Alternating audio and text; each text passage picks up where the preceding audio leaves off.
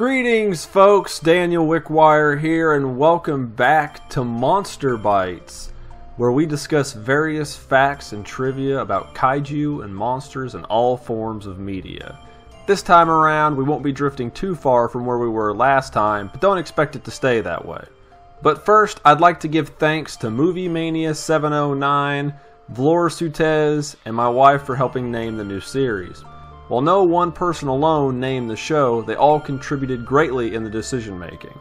And by the way, I apologize if I pronounced anybody's name incorrectly. This week's idea was suggested by Rikensun21. Again, apologize if I pronounced that wrong. Thank you very much for pointing out something that I didn't even realize was a thing.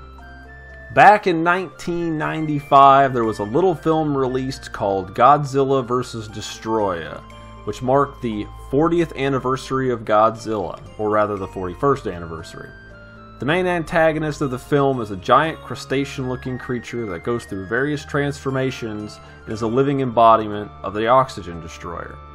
Destroyah has all sorts of ridiculous attacks to make him as much of a threat as possible.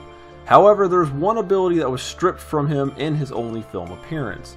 He's supposed to have this crazy strong energy projectile that could be shot from the mouth-like object on his chest. It was so close to making it into the movie that the scenes were all filmed with appropriate explosions, but not with any actual beam visual effects. If you don't own a Japanese copy of the film, you could just search online and find a video to see exactly what I'm talking about. I find it curious that with most of the work done, why they decided to take it out of the film.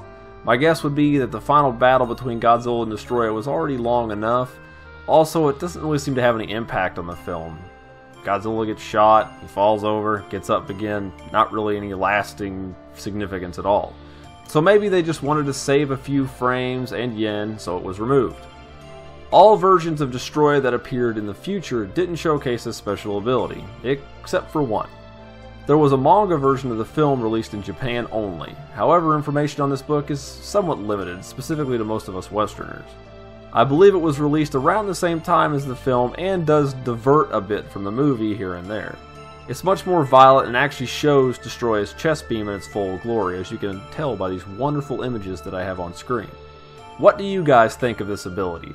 How many of you knew about it before this video? Leave your comments below and maybe a suggestion for what you would like to see in the next video. Don't forget to check out the KMR Facebook page and my Twitter to keep up with news on this channel. I'll put the links in the description below.